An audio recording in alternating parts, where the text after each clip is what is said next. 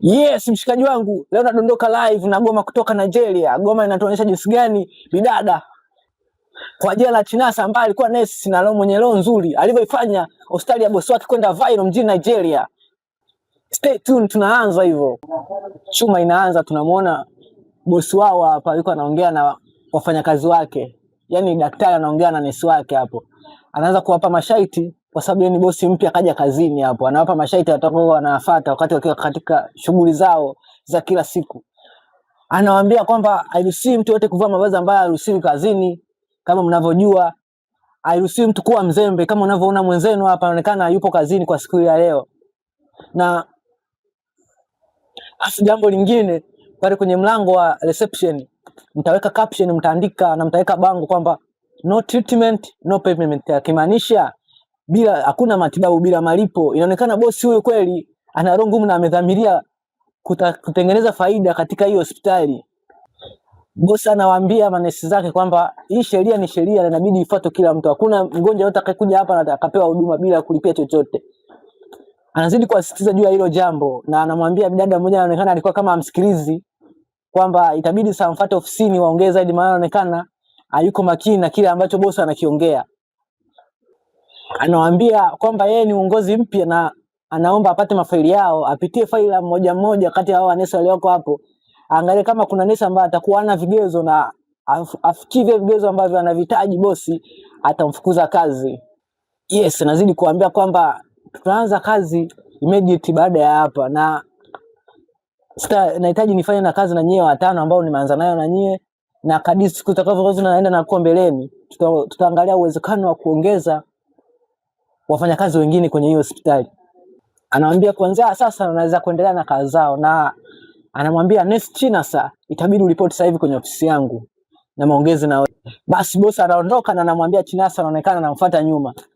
Basi wakiwa ofisini, bosi anamwambia Nesi Chinasa kwamba wewe hautaki kufuata masharti na vigezo na utaratibu wangu ambao nimewawekea. Inaonekana wewe tangia mwanzo unaonekana hautofuata, na kuambia usipofuata utaratibu utapaona pachungu hapa kazini kwako.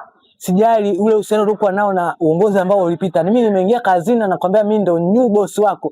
Inabidi kile ninachokuwa nakwambia wewe unakifuata kwa huo. Anazidi kumwambia kwamba kile ambacho nitakuwa nakiamua na kifuata kwa wakati sahihi.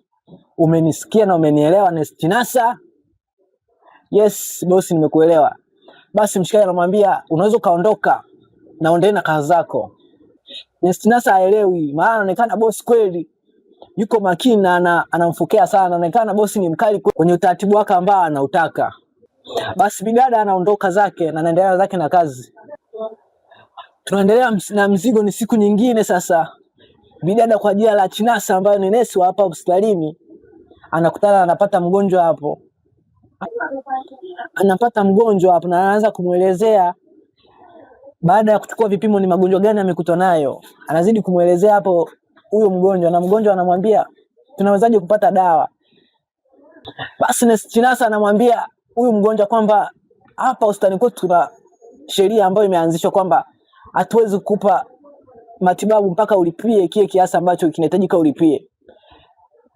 Huyu mgonjwa anamwambia lakini kwa sasa hivi sina hela na maana nimekuja peke yangu, hata familia yangu hajanisindikiza, niko peke yangu, kwa hiyo siwezi kuweza kugharamikia hizi kosti zote ambazo nimezitumia. Bila anamwambia madam, mimi niko sole kwa hilo na siwezi kuhudumia kwa sababu bosi wangu ashasema bila malipo upati huduma. Mgonjwa anamsisitiza kweli asaidie, na baada ya kumsaidia ataongea na familia yake na watakuja kulipia kila gharama ambayo atakuwa ameingia. Basi bidada anaonekana kwa sababu ana roho nzuri anaamua amsaidie huyu mgonjwa. Anamwambia nitafiga out kila kitu na nitaleta madawa hapa nitakutibu, lakini make sure baada ya kurudi nyumbani na kuongea na familia waje na walipie kile kiasi ambacho tutakuwa umekitumia madam. Sawa? Basi Nesi Chinasa baada ya kubana na mteja wake au mgonjwa wake akaamua atoke na kwenda kufuata vipimo na dawa nyingine. Basi anaingia hapo reception kwa famasia na kuanza kumuuliza kama anaweza kumsaidia kupata seti ya trip ambayo atamwekea yule mgonjwa wake. Famasia anamwambia lakini siwezi kukupa trip kwa sababu huyu mgonjwa hajalipia yote, sijaona trip nyingine ambayo ameongezea na amelipia hela kwa ajili ya hiyo drip. Bidada anamwambia naomba unisaidie jamii, naomba unisaidie hata kama hajalipia. Ameniambia atalipia tu baada ya matibabu kuisha. Tunaona hapo mwenzake naye anachangia, anasema hawezi kupa seti ya drip kama mgonjwa hajalipia. Na ukumbuke bosi ashasema kwamba bila malipo hakuna matibabu. Kwa hiyo hauwezi kupata hapa. Bila anamwambia na wewe nakwambia naomba usiingilie maongezi yangu ambayo naongea na wewe pharmacy. Basi namuona hapa Nurse Chinasa anaamua kuchukua hizo chanjo na drip kwa force na kwenda nazo kwa mgonjwa wake. Bidada wanabaki wanaongea hapa, anamwambia hakikisha unamwambia daktari. Mwambie daktari nampigie simu sasa hivi, mwambie kwa hicho alichokifanya Nurse Chinasa sio kizuri. Sasa hapo Nurse Chinasa yuko anaongea na mgonjwa wake. Mgonjwa anamshukuru kabisa kwa kufanya hicho kitendo na kitendo ambacho ni kizuri kweli. Bidada anamwambia usijali mgonjwa wangu. Sisi hapa kama hospitali upendo wetu ni kuhakikisha kwamba mgonjwa wetu anapata matibabu hata kama atakuwa hajabeba kiasi chochote cha hela kwa ajili ya matibabu yake. Mgonjwa anamwambia Mungu akubariki daktari, nurse wangu. Wakiwa wanaongea hapo tunamuona boss au daktari wa hiyo hospitali anaingia hapo kwa nguvu. Daktari anamsalimia mgonjwa hapo na anamwambia unaendeleaje na hali yako? Mgonjwa anamwambia daktari, kwanza nashukuru kwa hicho mtu nifanyia. Na umebarikiwa sana kuwa na nurse kama huyu mwenye roho nzuri na mwenye kujali wagonjwa wake. Boss anamwambia mgonjwa wake kwamba ndio hiyo kazi yetu ambayo inatuleta hapa hospitalini. Na anamwambia Nurse Chi hakikisha unafuata ofisini baada ya maongezi.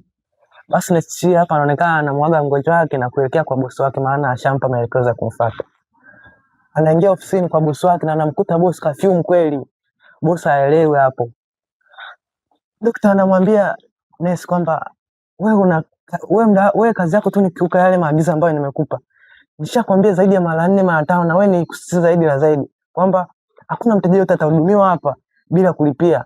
Nishakwambia hakuna matibabu yote yatafanyika bila kulipia huduma za matibabu hayo. Mbona unakuwa mgumu, nataka kuelewa nesi, mbona unakuwa mgumu kiasi hicho? Nesi anamwambia mimi kama nesi kazi yangu kubwa na upendo wangu mkubwa kwa wagonjwa wangu ni kuhakikisha kwanza na save maisha yao. Naweka maisha yao kwenye hali nzuri bila kuangalia upendeleo ambao upo kwenye hela. Hata kama atakuwa hana hela, mimi nitaanza kwanza kusave maisha yake bosi wangu. Nisa anamwambia kwa kama wewe haujali wateja na unajali tu hela, nini sasa kitu kufanya ufungue hospitali? Bosi anamwambia sikia wewe nesi, kipaumbele changu ni kuhakikisha kwamba naifanya hii biashara inazidi kuwa. Hii ni biashara, sio hospitali ya serikali. Na nikwambie tu kuanzia leo, kipaumbele chako inabidi kiheshimu kipaumbele changu.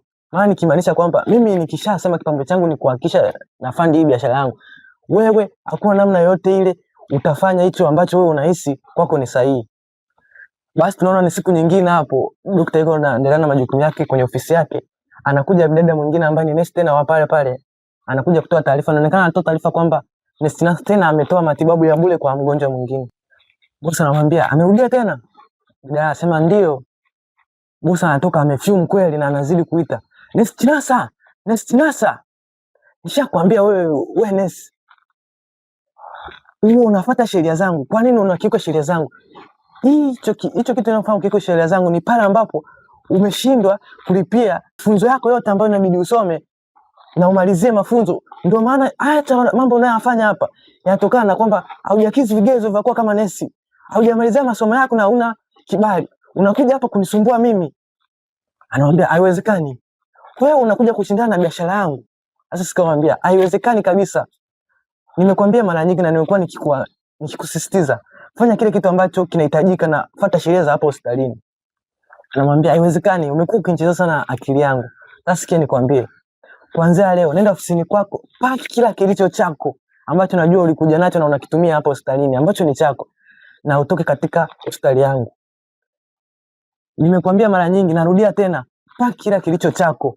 Sitaki kuona. Na hapa kwa jina la Mungu, nikikuona tena ukizunguka katika mazingira haya ya hospitali hii, nitakupeleka polisi, nitakufunga wewe, nitakutia polisi wakuchukue. Toka katika hospitali yangu. Na mshahara wako ambao umebaki hapa ni naira 7,400. Ngoja nikulipe hapa na uondoke utoke hapo. Basi bosi hapa anahesabu hela za huyo nesi na kumpa mshahara wake ambao ulikuwa umebakia. Anamwambia 4,000, 7,400 naira ndio ulikuwa mshahara wako ulikuwa umebakia. Na nishakwambia mara nyingi sana, nimekusisitiza kwamba kipaumbele chako inabidi kifuate kipaumbele changu. Sasa wewe unageuka na unafuata kipaumbele chako wewe kama nesi. Sasa sikia nikwambie, wewe wapo na kipaumbele chako, paki kila kitio chenu na utoka katika eneo langu. Sitaki kuona tena katika macho yangu. Kuanzia dakika hii nakupa dakika 5, chukua kila kitio chako na utoke katika hospitali yangu. Basi anamwambia, bado uko hapa, bado unaniangalia tu, unanishangaa. Niambia. Basi tunamuona bidada anachukua mshahara wake na anaamua kuondoka kwa hasira na yeye. Basi ni siku nyingine tunamuona nesi mwingine hapa yuko na mgonjwa. Mgonjwa anamwambia, sitaki wewe uje kunitibu mimi, namtaka nesi Chinasa. Mgonjwa anamwambia, nesi Chinasa hayupo katika eneo leo, naomba ujiandae na nikuchome sindano hii na nikupe hii dawa.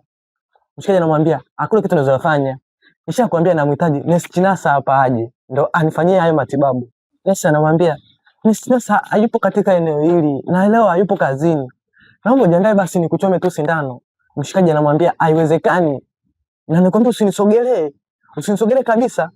Nishakwambia nenda kamuite nesi Chinasa, kama hayupo hakuna mtu mwingine anaweza kunifanyia haya matibabu.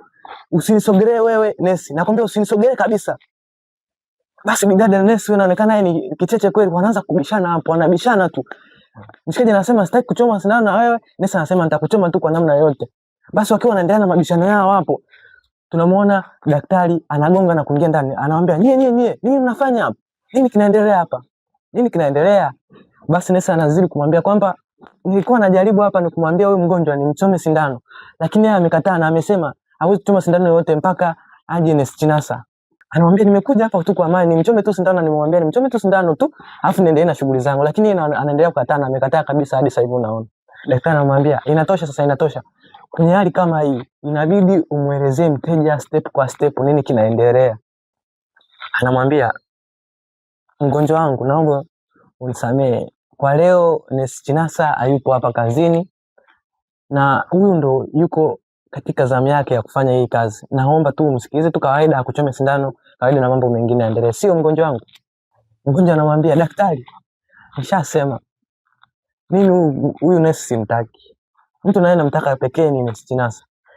Kama hayupo mtafutie kitu kingine, lakini mimi hapa nimekuja kwa ajili ya nesi Chinasa peke yake ndiye anaweza kunitibu hapa.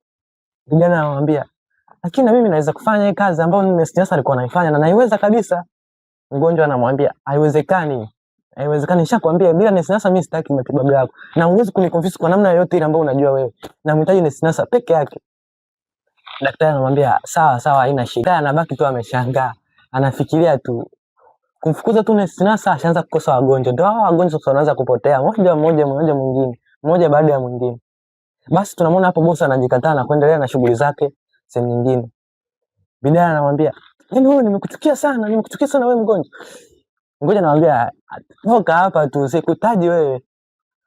Basi ni siku nyingine hapa tunamuona